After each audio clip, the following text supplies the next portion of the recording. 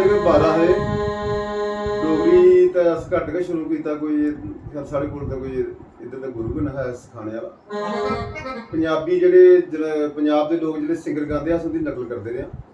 तो पुराने जेह्ड़े गाने चलते जे 12 चलदियां सस्सी पुन्नू मिर्जा सहमा सोनी मेहीवाल ये चीज़ां जिहड़ियां दिलकर शायद ये चीज़ां लोग पुराने सुनते हैं सस्सी पुन्नू का पुराना भी गाना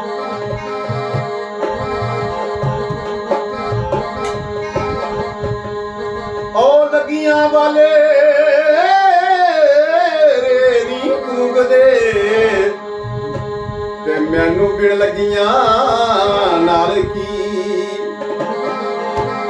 ते मैं बेड़े वड़ गई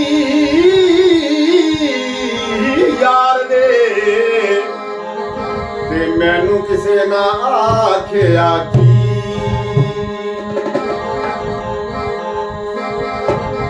डाची वालिया बलो जावे